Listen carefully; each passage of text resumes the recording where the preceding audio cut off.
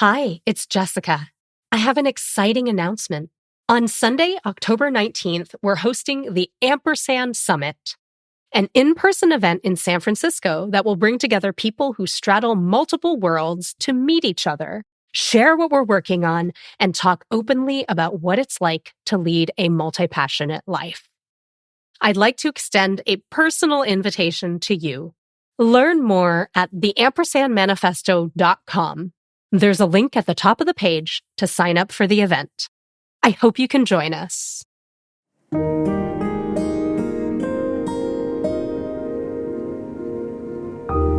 So there was time in my life where I was doing a lot of journaling.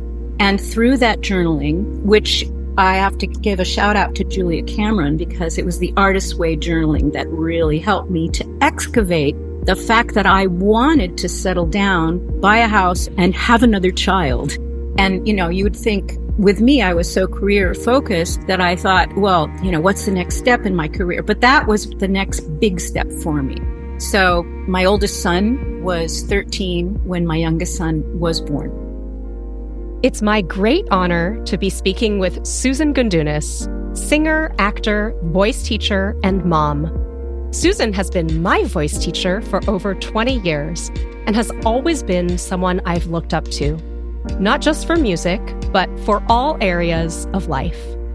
Susan studied theater arts at Santa Clara University and began her acting career with San Jose Repertory Theater and her opera career as resident artist with Opera San Jose.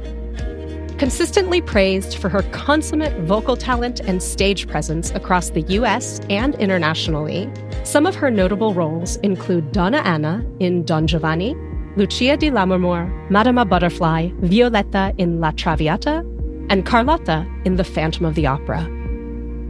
A voice teacher for over 25 years, Susan has taught hundreds of students one-on-one in her private studio and at UC Berkeley, as well as in her complete package performer boot camps. Susan is a proud mom of 2 boys, a stepson, and a stepdaughter. Susan, welcome to the show. Oh, thank you. What a lovely introduction. I am delighted to be here, and I can't wait for this conversation. I am so happy to be having this conversation with you. Even though I've known you and we've been close for decades, it's rare to get this chance to dig deeper into your life and how you think about the roles that you hold. You began singing, dancing, and acting on the stage of your parents' Greek restaurant in Los Altos, California as a child. How did your childhood shape you and your career choices? Well, I have to say, both my parents, they were both ampersands. My mother was a registered nurse. She also worked in the restaurant, and she had 4 children. Wow. My father was a restaurateur, but he was also a singer, dancer, and actor. And he maintained the building. So he was a repairman, and he actually built 2 houses. So I come from it very naturally. So both of them really, set it up for me to do what I do. You started out as an actor in plays. How did opera and studying the voice come into the picture? I started out with plays, and I wanted the legit acting life. I learned Shakespeare, and I loved tragedy and all of those things. But as people knew that I was a singer, because that was always part of what I was doing. So they would ask me, of course, like they did Beggar's Opera when I was at Santa Clara University. So they would, of course, ask me to do the singing roles. And, I did other roles like Sally Bowles and Cabaret in college. So all of that was a part of it. And, but I was still on the path after I graduated, on the path of legitimate acting.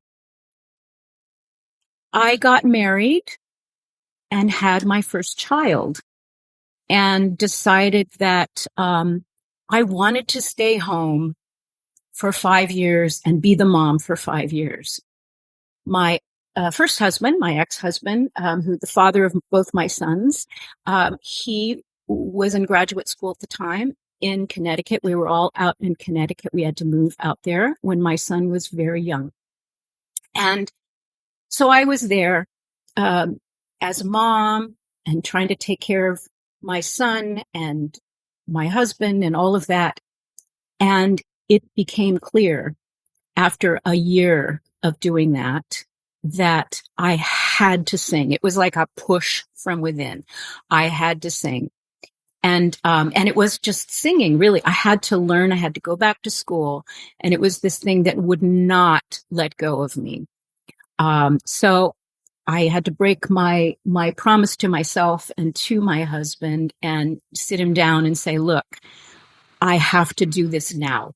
And it's so strong. And I promise that I will arrange things so that everybody gets taken care of, all of that. So through, time management and dedication and being very, very communicative with my husband about what I needed to have happen and how he could support me and how we both can take care of our son and each other, I became a singer.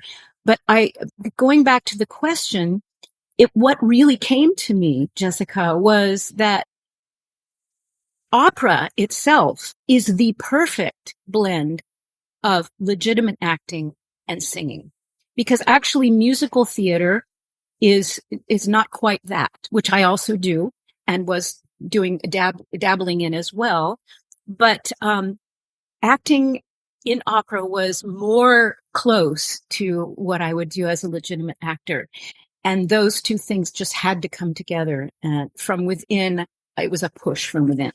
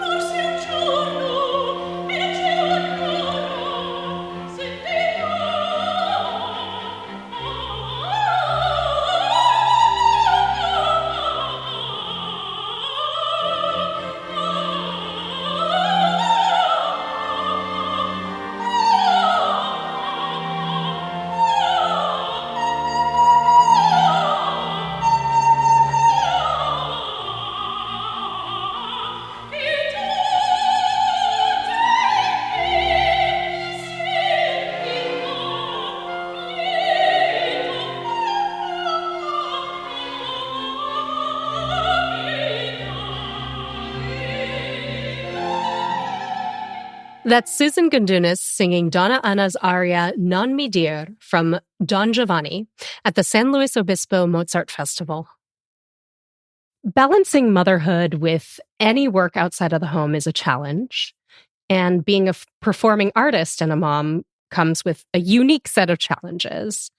How did you think about your timing with your two sons and a full singing career?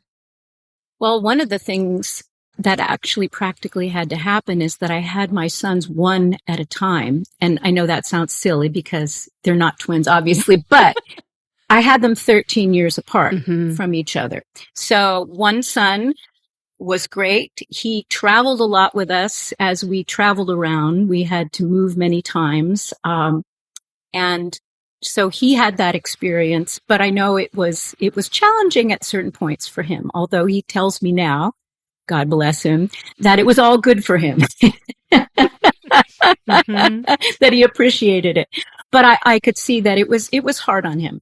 So I wanted to settle down, and I hadn't really totally consciously planned on a second child. But when I got home from Germany the second time, there was time in my life. I wasn't teaching yet. So there was time in my life where I was doing a lot of journaling. And through that journaling, which I have to give a shout out to Julia Cameron, because it was the artist's way journaling that really helped me to excavate the fact that I wanted to settle down, buy a house, and have another child. And, you would think with me, I was so career focused that I thought, well, what's the next step in my career? But that was the next big step for me. So my oldest son was 13 when my youngest son was born. So that really helped to have them one at a time. And then the second son was a more settled, existence. We were in one place and we were back home where we had a lot of family support, which was another reason why I'm sure it came up in my journaling that we need more support for our second child. Yeah. We got to get creative about how we design our lives. Absolutely. Well, you talked about Germany, and I definitely want to talk about how you got there. So this was, I believe, in 1992, you joined the cast of Phantom of the Opera in Hamburg. What was it like moving to Europe at that time in your life as a singer and as a mom? Well, the story right before I actually got the job was a little bit iffy. I was a resident artist, and I was doing all of these amazing operatic roles at Opera San Jose. But my agent at the time, she called me up and she said, Phantom of the Opera in Germany is looking for a Carlotta. Would you like to audition? And prior to this, one of my dearest friends, colleagues, he's still in my life and he's still, a part of my performing. He said, you would be a perfect Carlotta. And I'd heard that from him and I heard it from several other people. I never saw Phantom of the Opera, but the prospect of actually doing, a major Broadway show, although being in Germany, was just, a thrilling prospect. And also for my family, I mean, I was making a good amount of money, at Opera San Jose, but the life was pretty hard because we also were expected to, direct shows and direct workshops and do school shows as well as being in the shows, the operas. So it was a lot. Mm-hmm. Anyway, long story short, I decided to do the audition, but I couldn't tell Irene Dallas, who was the artistic director of Opera San Jose, that I was doing this because I knew she wouldn't allow me out. Mm. So while I was doing Oscar in Un ballo in Maschera, I actually flew on a red eye to New York. First of all, I had to audition down in Los Angeles, and that was a quick thing. And they said, we want you in New York. So I had to fly back to New York on a red eye. And the next day I was, after auditioning, I was supposed to come back and have a performance, which I did. I went on, but it was really hard. So I was sneaking around, but I got the job. So within 2.5 weeks, I had to pack everything up and leave. So it was a really quick thing. And so it was really difficult because Irene Dallas she felt betrayed, as she probably should have in that sense, but she understood because, of course, she herself was a performer and she was a parent as well. But it was really hard in that regard. My husband at the time was just getting his PhD. And so my parents had to swoop in and throw him the party and support him. And he had to be moved out of that place that we were. And my parents helped to do that while I was off in Germany, learning the role to go on. So it was a difficult time, but I had lots of support from my family and my friends. Yeah. And you got there, and what does it feel like for you to perform on stage? I've always felt at home when I step on the stage. And there, as the moments before are always nerve-wracking because there's all this noise in your head that goes on. Am I prepared? Am I going to remember my words? Blah, blah, blah, blah. What all those, the noisy thoughts. But when I actually step on stage, I feel fantastic and at home. And I love the sense that the audience and the performers have made a contract with each other to be in the same room at the same time. And we're all just we're going to play our part, and we're going to be basically of one mind here. So I love that feeling.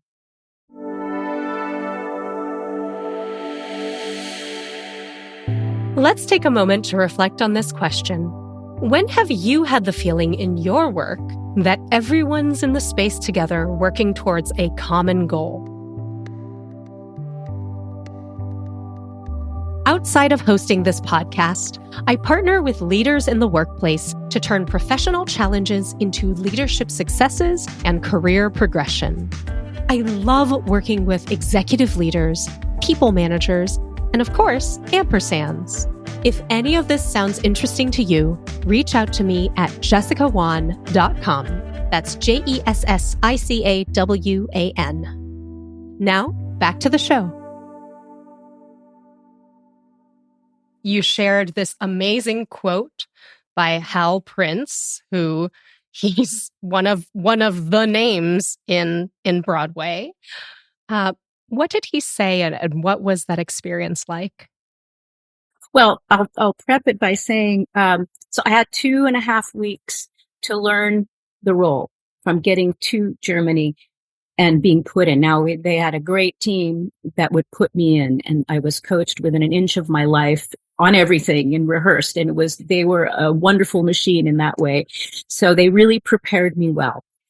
But it was my first performance that Harold Prince flew out from New York to see me in my debut, my very first performance. So he was in the audience. I knew he was in the audience.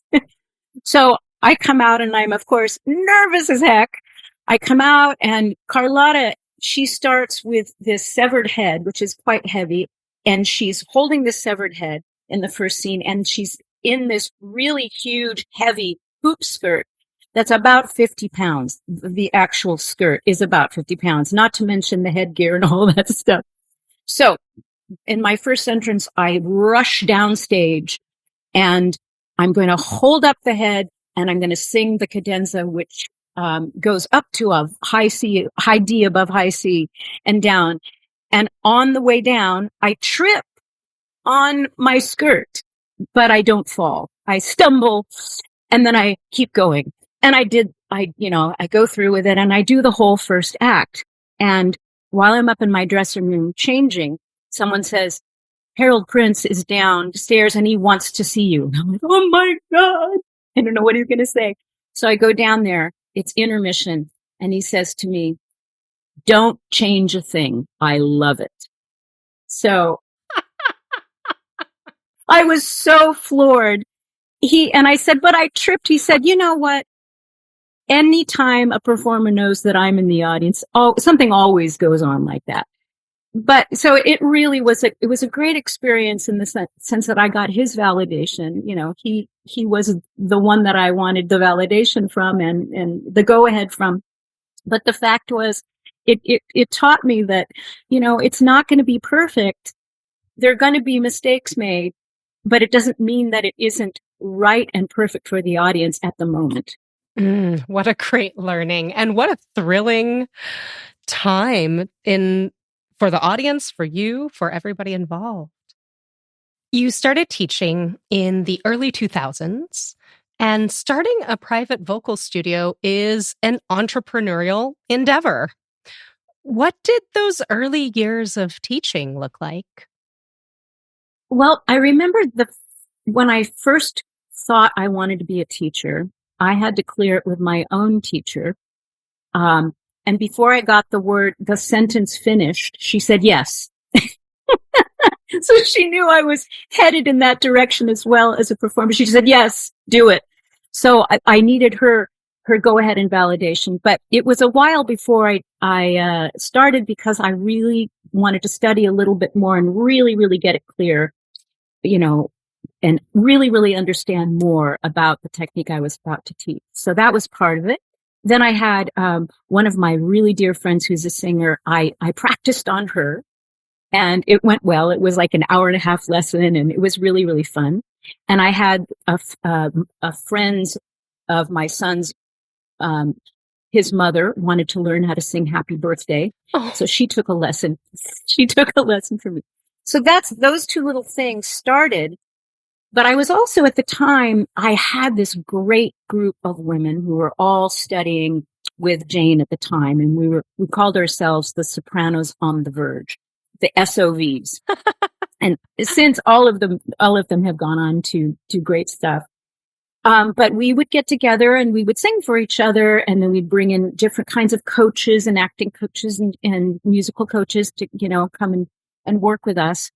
And one of the women who actually has become one of my students, she was like a year later after we started getting together, she got engaged to a man and she was to live with him. They went to live in South Africa together. And she was already a teacher and had a studio of, oh gosh, it must have been 8 or 10 students at the time. She gave me her studio. And that's how it started. I started with her students. God bless her. And can I say her name? Oh, sure, sure. It's Krista Pfeiffer. She is one of the most talented singers and teachers and most lovely human beings I know. So through her generosity, I began with a studio. And from there, it just took off. I love this story. And I didn't know it all these years. I want to talk about the past few years because it does seem like this is kind of the beginning of a newish chapter. But in the past few years, you've had some pretty big performing years. You're very actively performing, ranging from classical to musical theater to straight plays. You've been running your vocal studio. You also got married to your husband, Paul.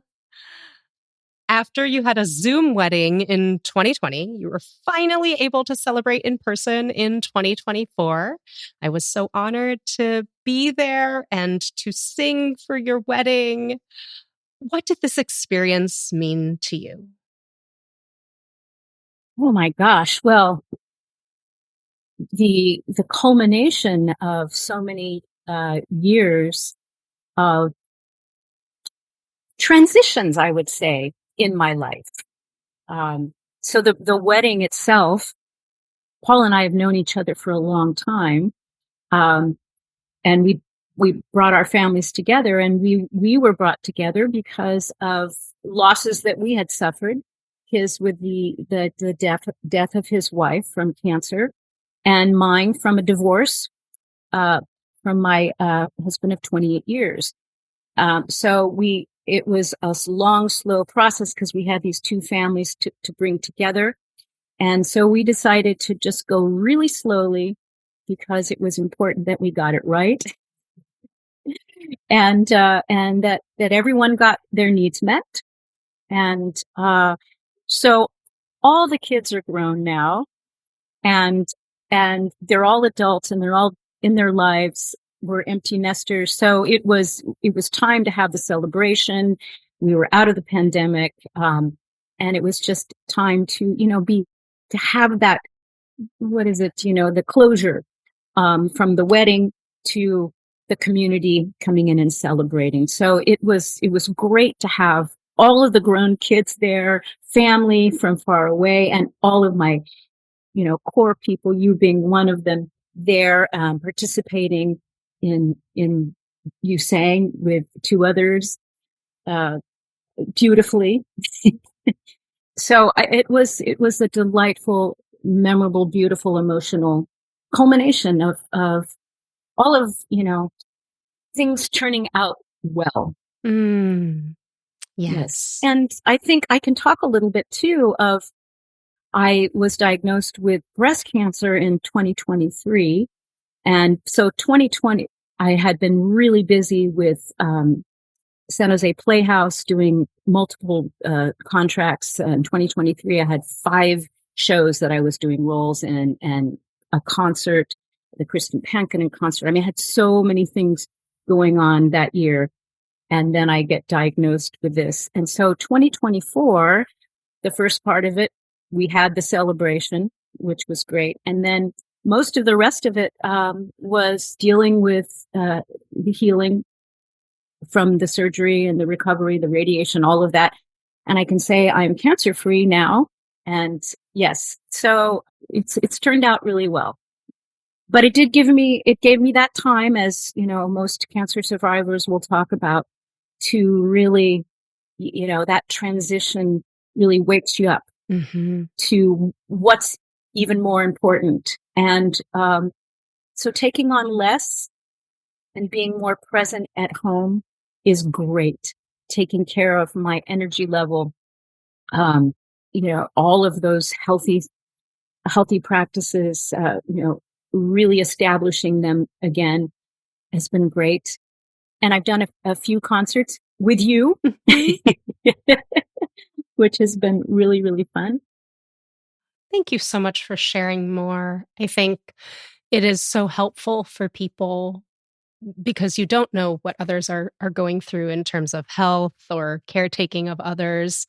So it's so helpful to hear the realness of people's story. You're welcome. What do you think ties together your work as a singer, actor, teacher, and mom? Love. I think it's just love. To me, that's the highest principle. It's what gets me up in the morning. And, love is not just for one person or whatever. It's the energy of life. Through these interviews, we're co-creating the Ampersand Manifesto, Principles for Leading a Multi-Passionate Life. What are some principles that you live by? I have cultivated in my life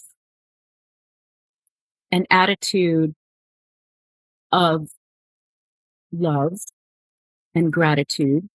So attitude of gratitude, that is one thing that keeps me going in my ampersand life. And also of a learning mindset, because that for me helps to tie everything together. I will say a quote that I wrote down because I thought it applied to this conversation. It's a quote from Anne Bronte, and it's, "Those who dare not grasp the thorn should never crave the rose." And basically what that says to me is, don't be afraid of failure. Don't be afraid of mistakes. Don't be afraid of success.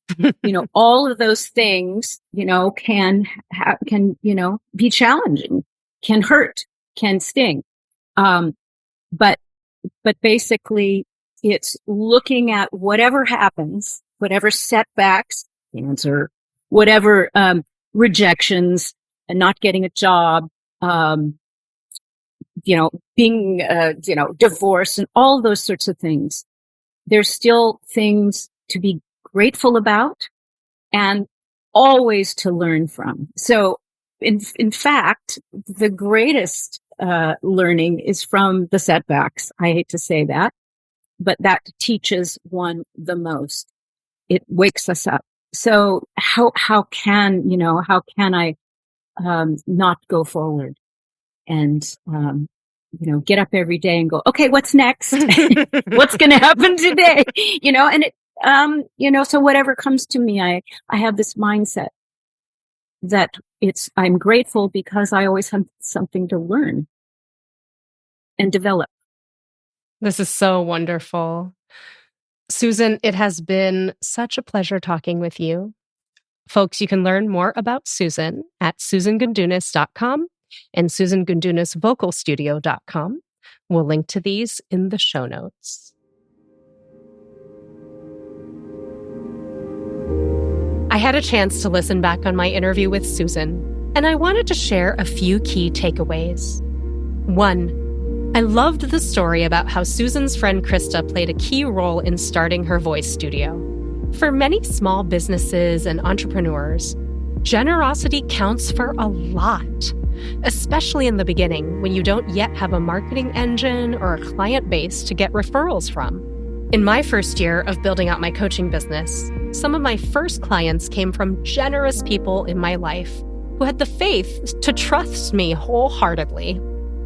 I remember one coach said to me, "You know, you're just getting started, and I'm at the point where I'm winding down." She connected me with several great potential opportunities, and I'm forever grateful. I try to remember this often and pay it forward as much as I can.